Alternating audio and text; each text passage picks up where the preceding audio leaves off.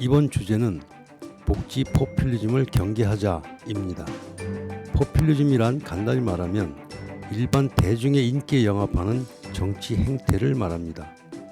보다 구체적으로는 선거에서 승리하고 정권을 차지할 목적으로 국가와 사회 그리고 기업의 경쟁력과 일자리에 미치는 부정적 영향 등을 전혀 생각하지 않은 채 또 즉각적인 눈앞의 결과만이 아니라 중장기적인 효과 등을 전혀 고려하지 않은 채 일반 대중이 좋아할 만한 정책들을 약속하고 추진하는 것이 포퓰리즘입니다.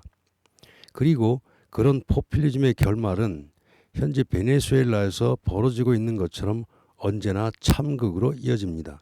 현 정부가 추진하고 있는 의료보험 보장성 강화 정책, 이른바 문재인 케어도 대표적인 포퓰리즘 정책들 가운데 하나입니다. 의료비 본인 부담을 낮추어 주겠다는 약속, 무상의료의 약속은 달콤하게 들립니다. 하지만 실제는 그 약속과는 전혀 다르게 흘러갑니다. 우선 국민의 부담은 전혀 낮아지지 않습니다. 그 이유는 의료에 들어가는 모든 비용은 결국 국민이 부담하는 보험료와 세금으로 충당되는 것밖에는 다른 길이 없기 때문입니다. 그리고 달콤한 약속과는 달리 오히려 국민의 부담은 더욱 늘어나게 됩니다. 왜냐하면 환자 개인의 직접 부담을 줄이는 대신 그것을 공동의 부담으로 돌리는 정책은 필연적으로 의료에 대한 수요를 크게 확대시키지 않을 수 없기 때문입니다. 결국 전체 의료비가 급증하지 않을 수 없고 이에 따라 국민 각자가 부담해야 하는 몫도 이전에 비해 크게 늘어날 수밖에 없습니다. 공유지의 비극이라고도 불리는 이런 현상은 이미 나타나고 있습니다.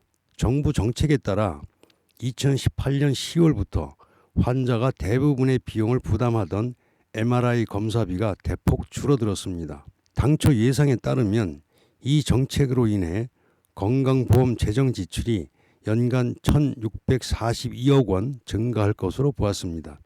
그런데 막상 정책이 시행되자 MRI를 이용하려는 환자들이 급격히 증가하면서 관련 지출 금액은 2,730억에서 2,800억 원으로 2배 가까이 급증했습니다. 여기서 끝이 아닙니다. 의료 분야에서의 이런 식의 포퓰리즘 정책으로 인해 건강보험 지출이 급격하게 증가하고 있으며 이는 건강보험 재정 적자 및 이로 인한 재원 고갈의 우려로까지 이어지고 있습니다.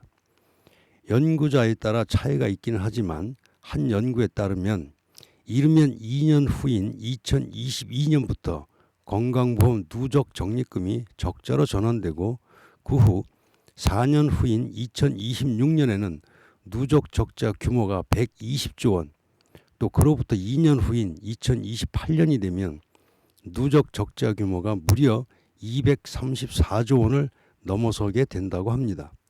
불과 10년도 못 가서 우리나라 의료보험 시스템 자체가 사실상 붕괴될 수도 있다는 것입니다. 의료보험 시스템의 붕괴를 막기 위해서는 보험료 인상은 불가피하며 그 규모는 현재의 약 3배 정도로 예상되고 있습니다. 무상의료가 마치 우리 사회가 지향해야 하는 것처럼 이야기하는 정치인들은 북한의 현실을 직시할 필요가 있습니다. 무상의료를 하는 극단적인 의료복지 국가가 바로 북한이기 때문입니다. 2015년 1월 북한의 노동신문에 나온 김정일의 발언을 보면 이렇습니다. 우리나라처럼 국가가 어린이로부터 아기 어머니, 늙은이에 이르기까지 모든 사람들의 건강을 책임지고 돌봐주며 돈 한 푼 받지 않고 무상으로 치료해주는 나라는 세상에 없습니다. 이 발언대로 북한이야말로 무상의료 시스템을 갖추고 있습니다. 그리고 우리는 북한의 무상의료 현실이 어떠한지 잘 알고 있습니다. 그런데도 무상의료가 대한민국이 가야 할 방향일까요?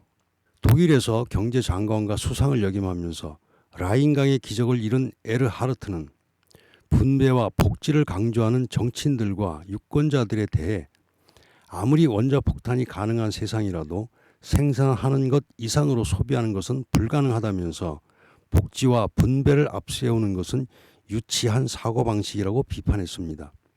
그런데 우리 사회에는 이 유치한 사고방식이 점점 더 확고하게 자리를 잡아가고 있습니다.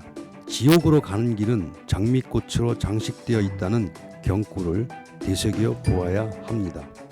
자유주의와 시장경제의 중심 자유기업원